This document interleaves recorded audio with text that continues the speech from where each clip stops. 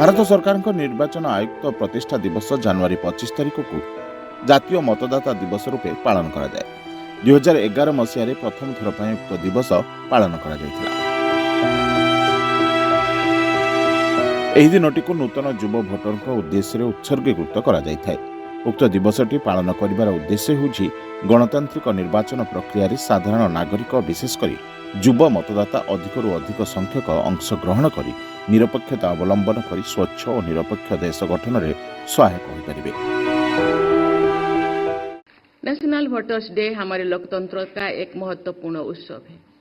मतदान से जुड़े अधिकार और कर्तव्यों के बारे में जागरूकता बढ़ाना आज के इस आयोजन का प्रमुख उद्देश्य है। मुझे बताया गया है कि जिला और राज्य स्तर पर भी नेशनल वोटर्स डे से जुड़े आयोजन किए जा रहे हैं। लोकतंत्र के इस उत्सव में प्रशासन और जनता की भागीदारी बढ़ाने के इस प्रयास के लिए मैं निर्वाचन आयोग को साधुवाद देती हूँ। मतदाता दिवस पालन करिबार मुख्य लक्ष्य है किभली भाव समस्त नागरिक माने निजर मूल्यवान भोट खंडिक निर्भय और निर्द्वंद्व निजर मत साब्यस्त करिपारिबे।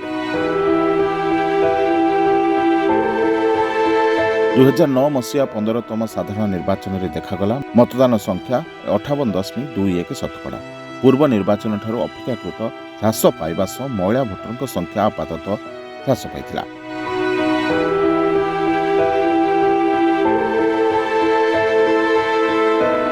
तेणु यही परिप्रेक्षी में निर्वाचन आयोग चिंता कले युववर्ग मध्य सचेतनता कार्यक्रम कर निजर जनप्रतिनिधि बाछिबारे सामिल कराइबा।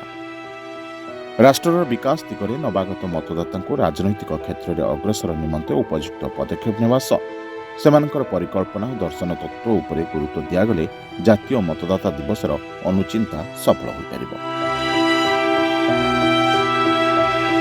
Bureau report, Odisha.